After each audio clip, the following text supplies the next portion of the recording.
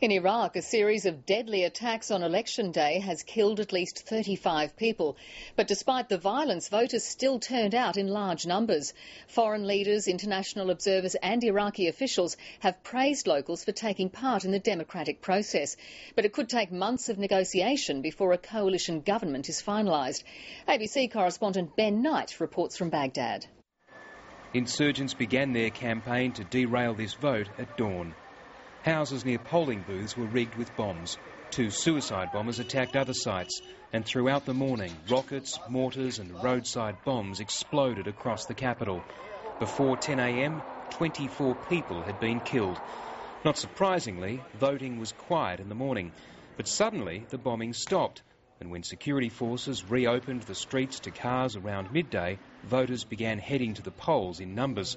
The insurgents have tried since early morning to disrupt the citizens going to the ballots. What happened was the complete opposite. Millions of people went to the polling stations and the number of voters has increased. Turnout appeared to be strong across the country. There were some early claims of electoral fraud, with candidates asking why millions of extra ballots had been printed. But foreign observers say normal procedures have been followed. And what I've heard here is, of the observers that are here, is so far so good. The US President congratulated Iraqis for not being deterred by the violence. Today's voting makes it clear that the future of Iraq belongs to the people of Iraq. As the party leaders voted, there was no clear front runner to win.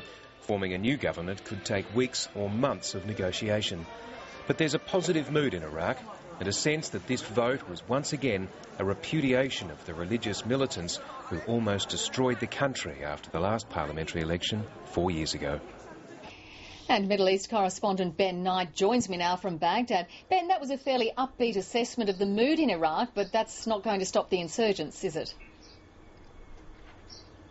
No, it's not, Juanita, and in fact their first opportunity will probably come very soon when the physical task of actually bringing in millions of ballot papers from all over the country into Baghdad to be counted gets underway. Now, it's going to be undertaken in some secrecy because of that very danger.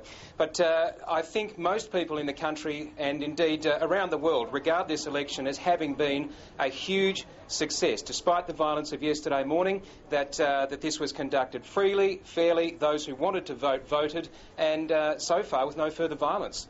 So how soon will we get a final result? Well, maybe sooner than we expected. We're starting to get some early unofficial results in booth by booth around the country, and they seem so far to be pointing towards a man named Iyad Alawi. He was the country's Prime Minister immediately after the overthrow of Saddam Hussein. He was installed by the Americans. He leads a coalition that is very broad. It includes Sunnis, Shia, Christians, Kurds, secular and religious. So if indeed he does come through with a strong vote, Iraq could be looking at a change of government and a coalition that can be formed perhaps quicker than was expected. Ben Knight in Baghdad, thank you.